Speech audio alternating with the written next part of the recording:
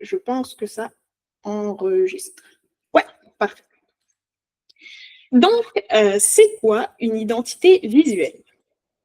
C'est beaucoup de choses, mais ce n'est pas un logo. Donc là, beaucoup me regardent avec des grands yeux. Comment ça, c'est pas un logo? C'est quoi un logo déjà? Donc, c'est un emblème, un symbole qui va représenter une marque. C'est un peu un petit dessin, un petit quelque chose qui représente la marque. Comme je suis graphiste et que je suis quelqu'un de visuel, ça, c'est un logo. Vous l'avez peut-être reconnu, mais ça vous a peut-être pris une fraction de seconde de plus de le reconnaître parce que c'est McDo. Parce que le McDo n'avait pas sa couleur que vous connaissez habituellement, donc les arches dorées.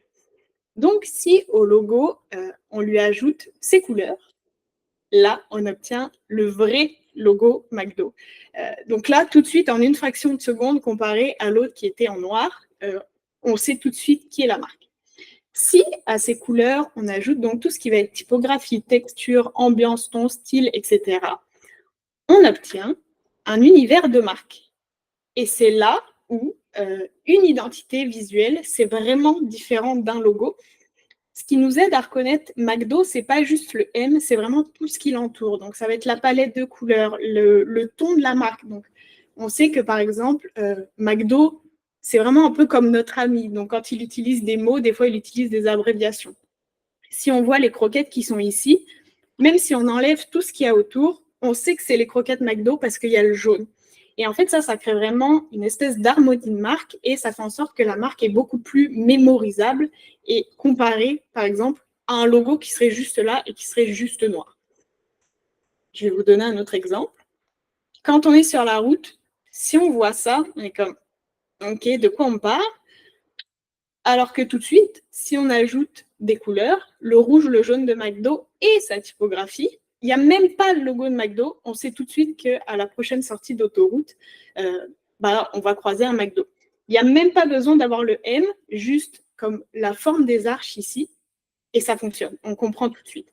Et ça aussi, c'est dû à une utilisation de la marque qui est récurrente. C'est-à-dire que la typo, ils utilisent tout le temps la même. Le rouge, c'est tout le temps le même. Parce que si on utilise des variantes, un rouge un peu plus foncé, etc., ça fait que ça va être difficilement mémorisable. Donc ça, c'est une identité visuelle.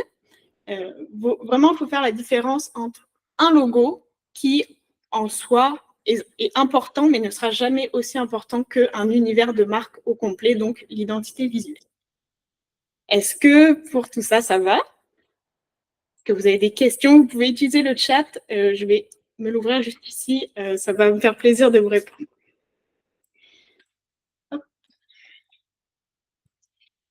Le top 3 des erreurs à éviter. Il y a beaucoup d'erreurs qu'on peut faire quand on crée son image de marque, mais il y en a 3 qui sont super importantes et qui vont être les 3 plus grosses, et je vais vous expliquer en fait en quoi on peut les résoudre.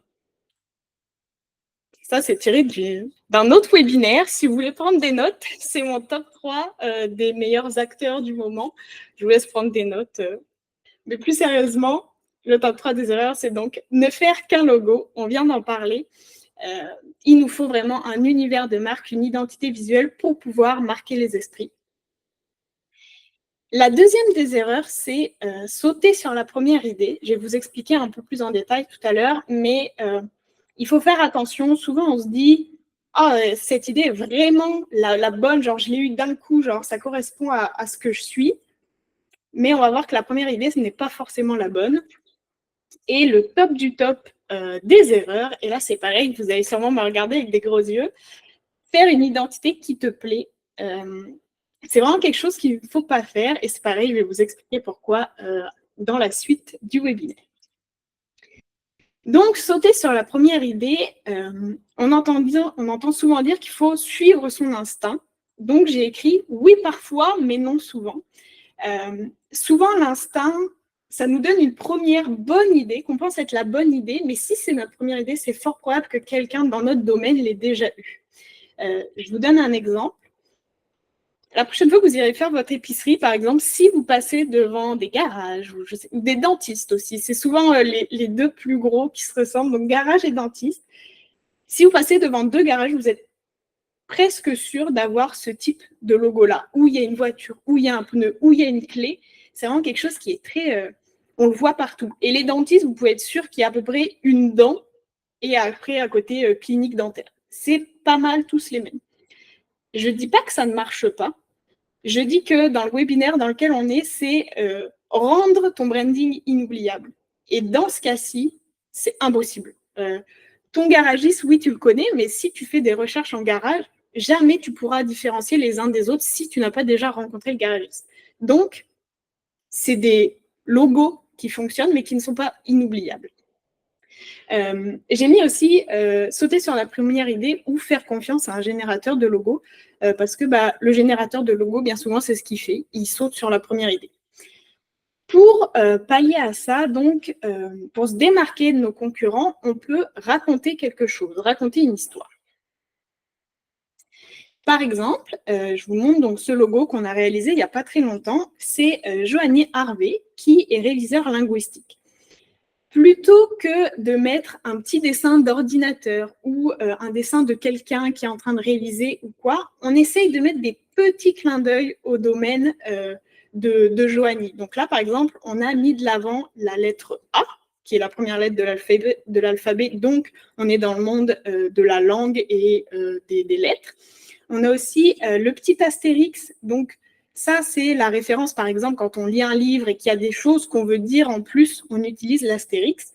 Et on a aussi ce jaune-là pâle. Ce n'est pas un jaune au hasard qu'on a pris, c'est vraiment ce jaune type révision. Si vous utilisez, par exemple, Google Docs et que vous voulez mettre un commentaire pour donner votre avis sur une phrase et que vous surlignez la phrase, c'est dans ce jaune-là que ça va apparaître. Donc, c'est vraiment des clins d'œil qui vont faire en sorte que le public cible de Joanie Harvey ne va pas se dire « Oh ok, c'est bon, elle a un logo, c'est juste son ordinateur ». Là, il y a quand même une réflexion derrière où c'est un peu au client de jouer à trouver quels sont les éléments qui correspondent au domaine de Joanie. Donc, ça permet aussi au logo d'être mémorable. Ensuite, on passe sur faire une identité qui te plaît. Donc, si moi, demain, je me lance dans l'entrepreneuriat et que je veux vendre mes services de graphiste, ce que j'aime dans la vie, c'est le noir, le orange, le design, les chats, la bouffe et le métal. Vous en apprenez de plus en plus sur moi, mais c'est ça que j'aime. Donc, je vais créer mon logo et je vais créer ça qui correspond à tout ce que j'aime. Moi, je l'aime, ce logo, j'aime sa typo, j'aime ses couleurs, mais il y en a sûrement pas mal d'entre vous qui trouvent ça un peu bizarre. La beauté, c'est subjectif. C'est possible que vous détestiez ce logo, que ça ne vous parle pas, alors que pourtant, vous êtes potentiellement des personnes qui sont intéressées dans mes services de design. C'est pour ça que ça ne fonctionne pas. Il y a d'autres raisons pour lesquelles ce logo ne fonctionne pas. C'est que donc, il s'adresse qu'à moi. Donc, il est peu pertinent pour vous et pour mon public cible. Mon logo n'est pas lisible. C'est-à-dire que si je réduis, là, vous l'avez en grand sur votre ordinateur, mais si je dois l'imprimer sur un stylo, par exemple, on lira vraiment plus rien du tout. Puis, il y a beaucoup trop d'éléments. Notre œil se balade vraiment un peu partout. Il n'y a pas de hiérarchie dans le logo. Et mon logo n'est pas polyvalent. Il n'a pas de déclinaison. On va en parler un peu plus tard, mais c'est vraiment important d'avoir un univers de marque avec des logos qui se déclinent facilement pour toujours avoir une harmonie, une cohérence dans l'image de marque. C'est donc la règle du PLP, polyvalent, lisible et pertinent.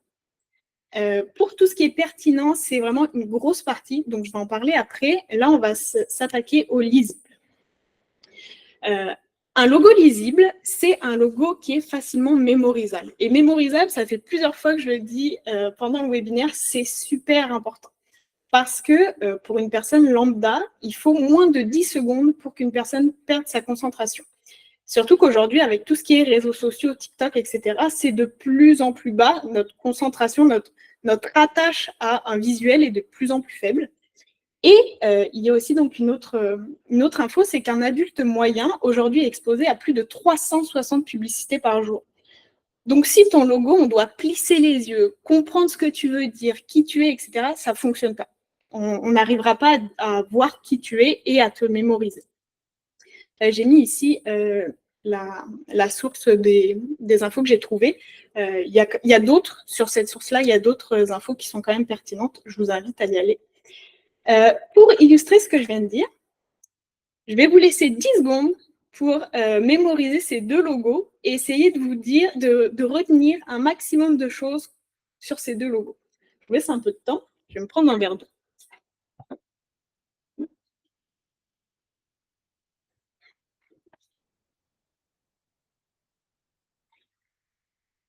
OK. On verra à la fin du webinaire ce que vous avez retenu.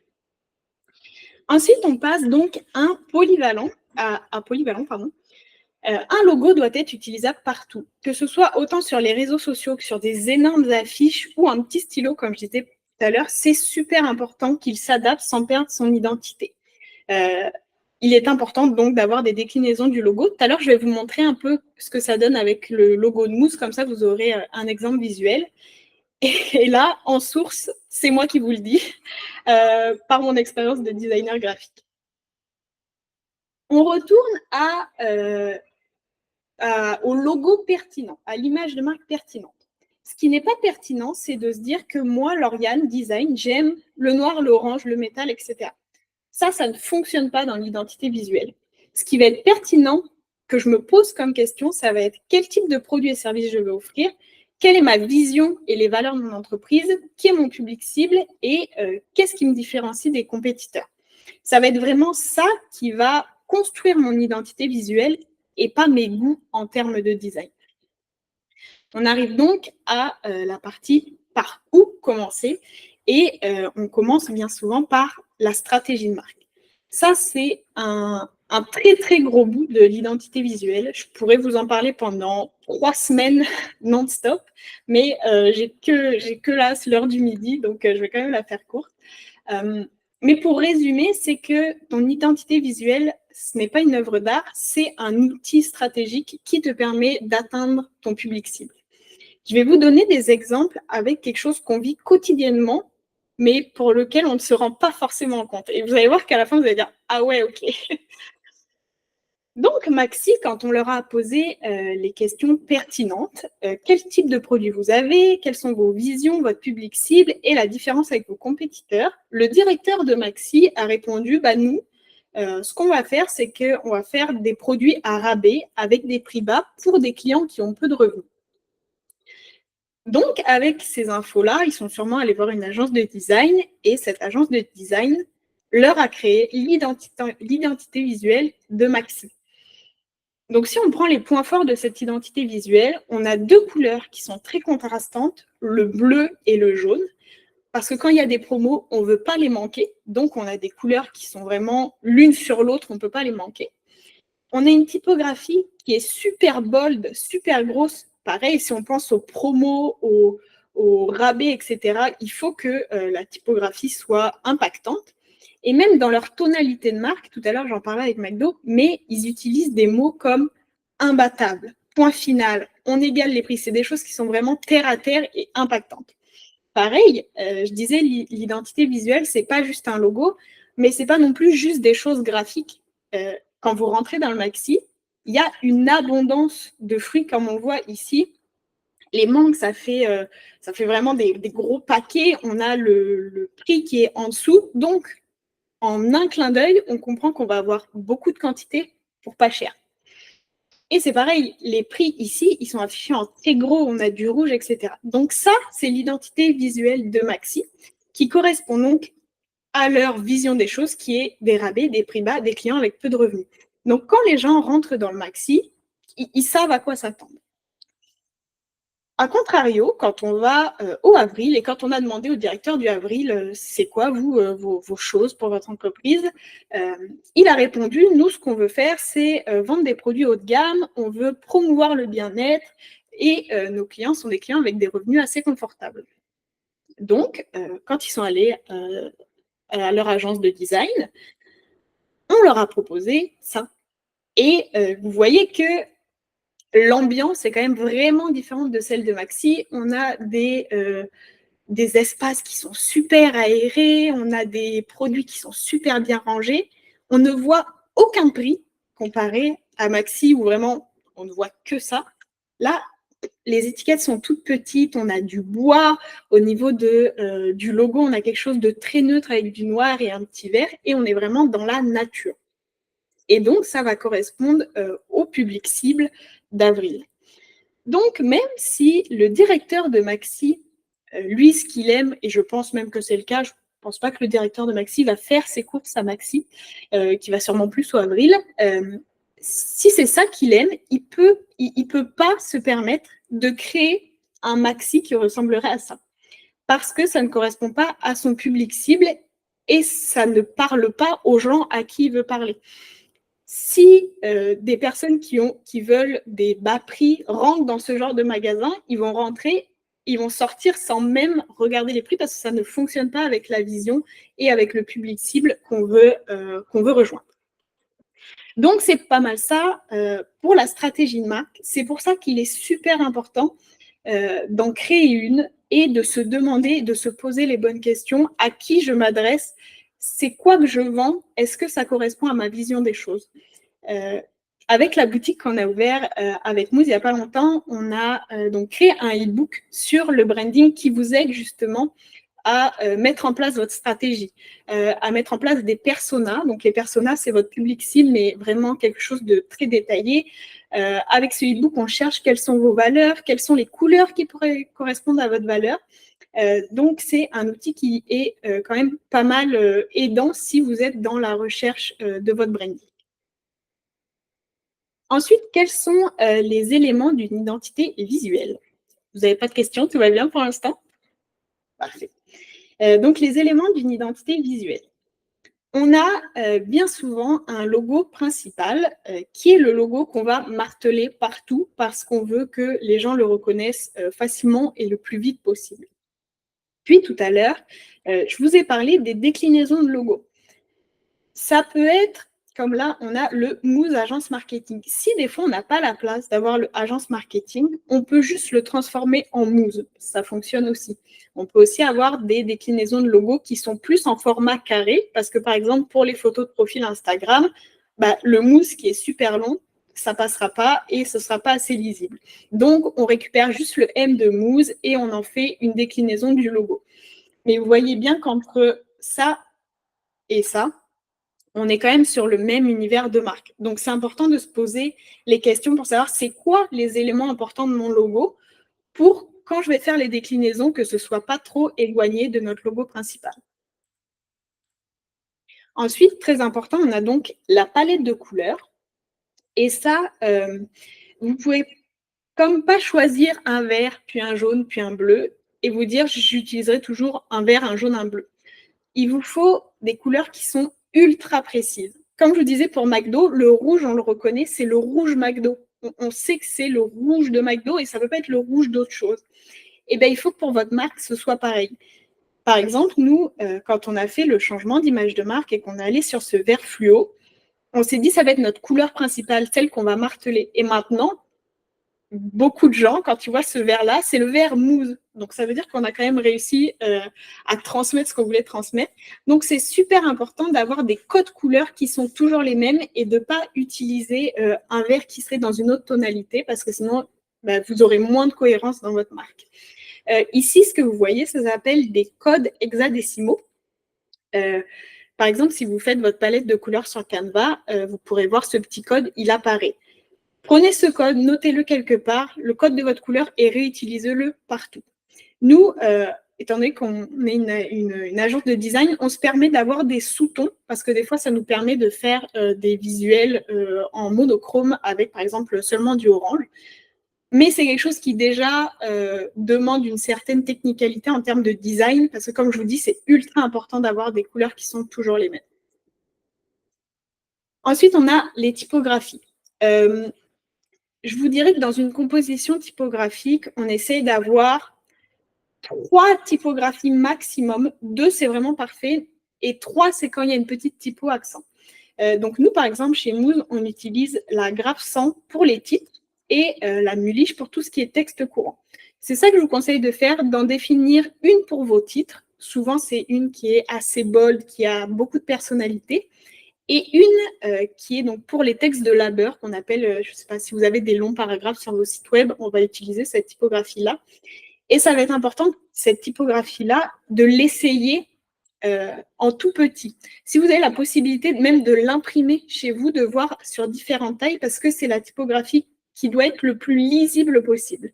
Si votre titre, si vous avez une typographie qui est fantaisie dans les titres, ça va, ça passe, parce que les titres, c'est toujours assez grand. Alors que la typographie courante, il faut vraiment qu'elle soit lisible sur tous les supports possibles. Puis, je vous disais, on peut avoir une troisième typographie, une typographie accent, par exemple signature, si, je ne sais pas, vous êtes entrepreneur puis que vous vendez vos services perso et que vous voulez signer toujours avec la même typographie, et ben vous pouvez l'ajouter à votre chat graphique, mais c'est sûr que ce ne sera pas une typo principale. Les typographies, pour les trouver, vous pouvez aller sur des sites comme Google Font, Adobe Font. Il y a Dafont aussi que beaucoup connaissent, mais il faut faire attention avec ça. Vous verrez sur Dafont, sur le côté, il y a écrit licence personnelle ou licence professionnelle. Si vous êtes une entreprise et que vous souhaitez utiliser cette typographie, il faut faire attention que ce soit une licence professionnelle. Sur Google Font, toutes les licences sont commerciales, donc vous pouvez les utiliser sans problème. Sur Dafont, il faut faire attention. Ensuite, à votre identité visuelle, vous pouvez ajouter des motifs, des textures. Ça, c'est pareil, c'est un peu comme McDo qui va ajouter, je ne sais pas, ces petits icônes de frites, etc. C'est vraiment pour enrichir votre identité visuelle et vous permettre plus facilement de créer, par exemple, des visuels pour vos réseaux sociaux.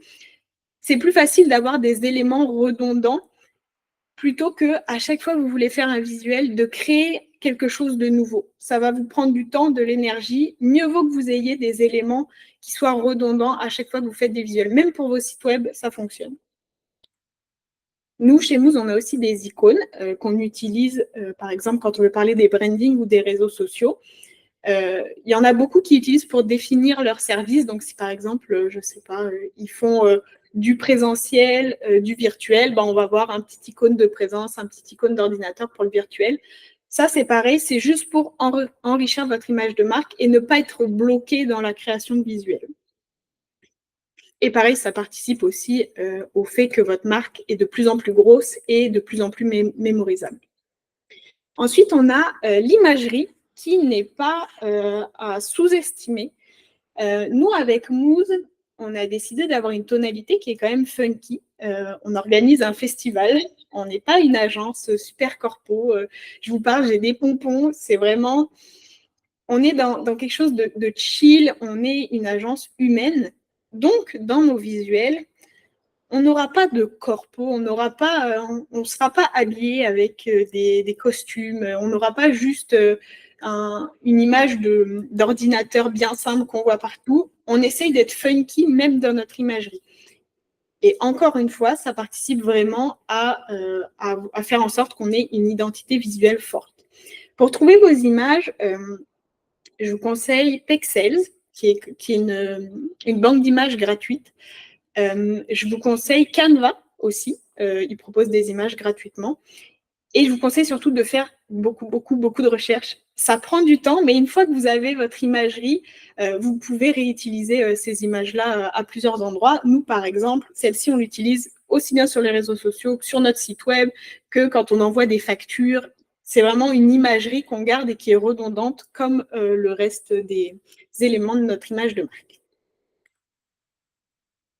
Ça, tout ce que je viens de dire, ça va être super important de vous le mettre quelque part, de vous le mettre dans le cahier de normes.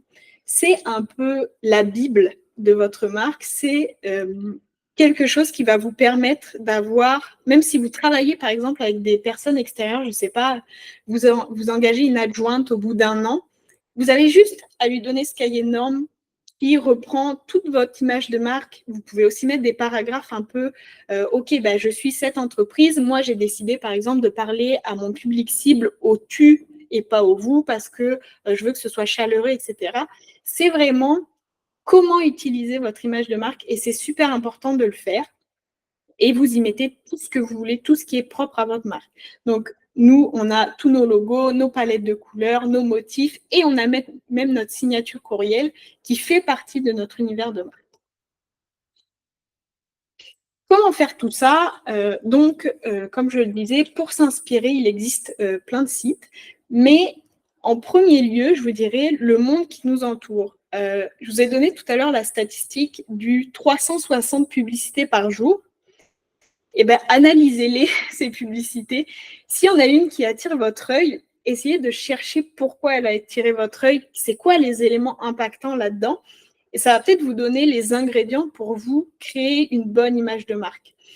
Une fois que vous avez récupéré un peu d'inspiration partout, ça peut même être au parc où vous prenez votre char et vous voyez une affiche qui vous plaît, prenez-la en photo, mettez-la dans un dossier, on ne sait jamais, ça peut toujours servir. La créativité, ça ne se commande pas, des fois ça vient en plein milieu de la nuit, donc gardez tout ce que vous pouvez.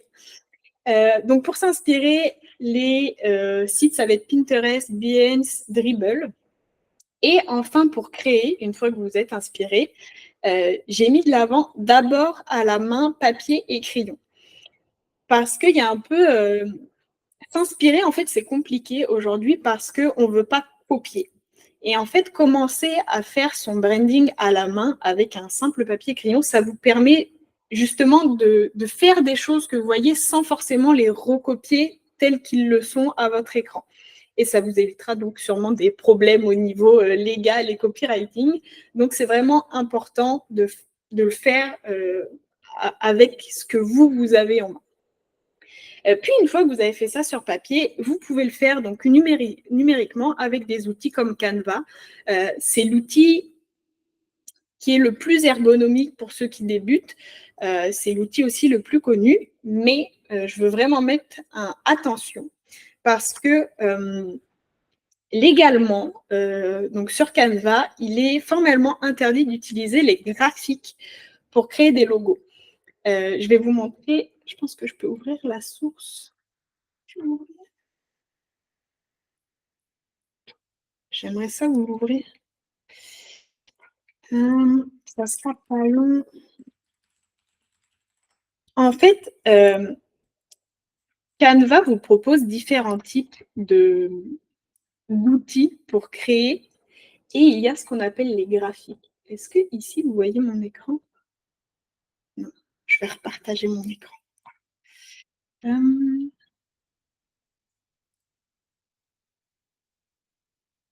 Je peux-tu arrêter le partage? OK. Ce sera pas long. Partager.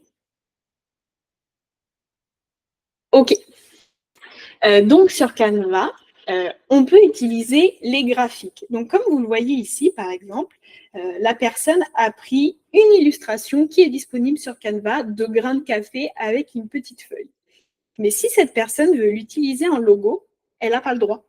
En fait, il faut qu'elle le recrée, ce petit icône-là, avec les formes de base. C'est comme ça qu'ils appellent ça sur Canva. Donc, il faut qu'ils prennent un petit ovale, qu'ils le mettent en blanc, qu'ils rajoutent une ligne, etc. Parce que vous ne pouvez pas prendre ce qu'ils proposent en termes d'illustration. Donc, ça va être super important de faire attention à ça parce qu'on ne veut pas que vous établissiez votre marque, puis que dans 6 mois, on vous revienne avec une mise en demeure et en vous disant « Hé, hé, il faut changer », alors que votre marque commençait à être connue. Donc, c'est vraiment important de faire attention à ça. Vous pourrez aller lire un peu plus sur tout ce qui est licence, droit commercial sur Canva. C'est quand même super important, surtout si vous travaillez avec. Hop, je vais repartager l'écran. Est-ce que vous avez des questions là-dessus ou c'est bon? Parfait.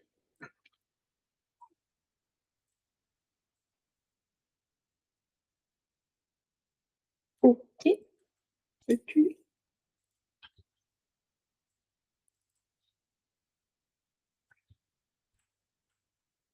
Ce sera pas long. Un écran. Rien. Je peux juste revenir dans le temps, je peux pas avancer. Je vais y aller comme ça. Est-ce que vous voyez quand même bien? Je vais essayer de zoomer. Okay. Pour ceux qui sont, j'espère que vous n'êtes pas avec téléphone, parce que c'est peut-être un peu petit. De toute façon, je vous enverrai le webinaire en rediffusion. J'aimerais quand même ça vous montrer. Page par page. Mot de passe. Page simple.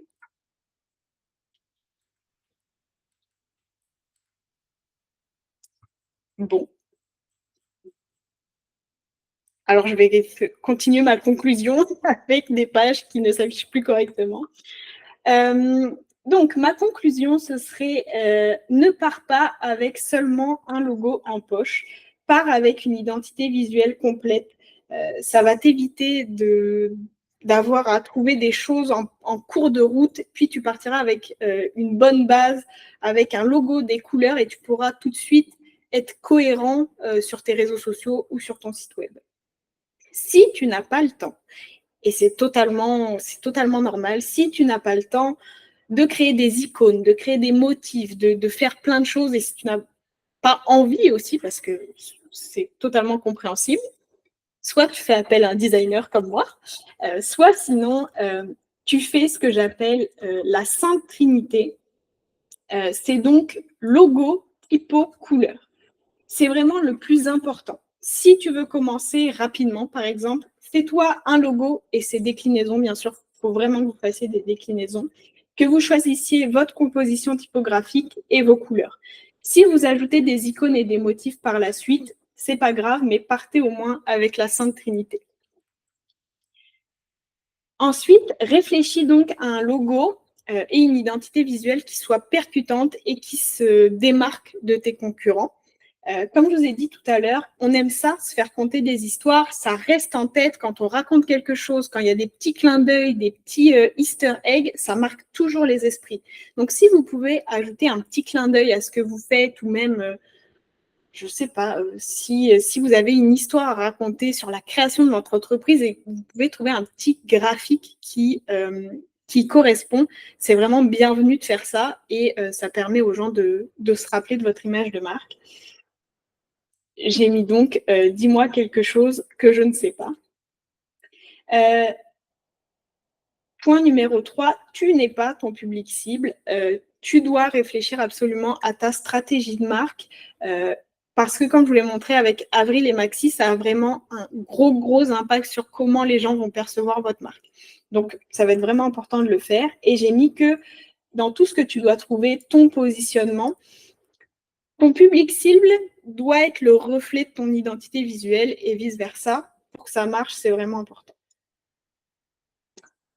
Pour ton logo, applique la règle de PLP, pertinence, lisibilité, polyvalence. Et si tu ne le fais pas, je vais fortement te juger. Donc, c'est ma conclusion. Ça va être super important de mettre ça en place. Et vous verrez que déjà, en suivant ces petites étapes, vous arriverez à esquisser potentiellement des idées. Bien sûr, ne pas sauter sur la première des idées, mais ça vous donnera peut-être un chemin déjà à suivre. Donc maintenant, je vais vous montrer, on va repasser sur ces logos-là. Je ne sais pas ce que vous en avez retenu, mais c'est sûr que celui qui était là, le vert, on avait du mal à lire ce que c'était. Il y avait 3 éléments. On n'a pas tout de suite compris qu'est-ce qu'ils faisaient, c'était quoi leur service, alors que j'espère que pour Made in It, vous aviez compris. On avait donc le petit picto qui ressemblait donc à de la localisation. Et donc, on savait que avec le nom Made in It, que potentiellement, ça nous permet de trouver des médecins près de chez nous ou des choses comme ça. Donc, là, on a rapidement compris en un clin d'œil. Puis, en plus, celui-là, vous n'avez pas eu besoin de l'analyser. Vous l'avez vu d'un coup et vous avez dit « OK ». Alors que l'autre, vous avez sûrement plissé les yeux en mode « Qu'est-ce qu'il y a écrit ?» Donc, c'est pareil. Lisibilité est vraiment super important. Donc, pour t'aider à mettre tout ça en place, on a, donc, comme je vous l'ai dit, une nouveauté chez Mousse qui est la boutique en ligne. Tout ce qui concerne le branding, on a donc le e-book Créer ton brand. Donc, c'est vraiment un cahier d'exercice plus qu'un e-book à lire. C'est vraiment, on a essayé de faire en sorte que vous puissiez écrire dedans, dessiner des choses. On vous a mis des exemples de mood board, comment créer un persona, comme je vous disais tout à l'heure, comment aborder la stratégie de marque. Donc, c'est un e-book de 75 pages. Je crois que c'est quand même vraiment complet, mais ça peut être vraiment un atout si vous débutez et si vous voulez commencer à créer votre image de marque. Si vous avez déjà une image de marque, mais que vous n'êtes pas sûr que ça fonctionne, on a aussi l'audit branding. Ça me fera plaisir de vous faire une petite vidéo pour vous dire, OK, ça marche, ça marche pas. Puis je vous ferai une checklist des choses à modifier s'il y a. Et puis, on a bien sûr tout ce qui est consultation marketing si vous avez des questions un peu plus poussées. Je vous donne un code rabais qui est BrainWebinaire 30, qui est valable sur toute la boutique, sauf les bundles, parce qu'on fait déjà des rabais dessus. C'est valable jusqu'à minuit ce soir. C'est seulement pour vous, ceux qui êtes en live avec moi aujourd'hui. Puis, on va vous proposer des codes promo durant le festival. Mais je vais vous le dire, le 30%, c'est le maximum qu'on peut faire. Donc, c'est BrainWebinaire 30 et vous pouvez le rentrer donc dans la boutique au moment de passer au panier. Simplement écrire le code, cliquer sur appliquer le code promo et ça devrait fonctionner. N'oubliez pas que vendredi, on a le cocktail Q&A qu'on va animer avec Amélie. Ça va vraiment être le moment de poser toutes vos questions, que ce soit en rapport avec le branding, avec le marketing, avec votre lancement d'entreprise, même vos peurs, je sais pas, ça peut être vraiment tout et n'importe quoi. On va essayer d'y répondre un maximum possible. Si vous avez aussi, parce qu'on l'a mis donc dans le formulaire, vous pouvez comme scanner le petit formulaire avec le QR code, ça va vous emmener directement vers notre boîte à questions. Si même vous avez besoin de vous lâcher, de dire « Purée, en ce moment, je me lance, c'est pas facile, je ne sais pas par où commencer, il n'y a personne dans mon entourage qui fait ça. » On va vous donner un petit coup de boost, ok. Si vous avez des défis à relever, on va essayer de regarder ça avec vous. Et puis, c'est pas mal ça.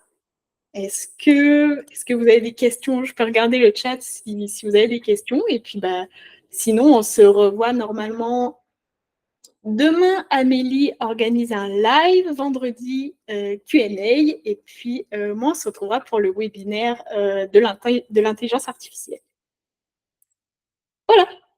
Je vous dis merci beaucoup de m'avoir écouté. J'espère que c'était clair, que vous avez appris plein de choses sur le branding.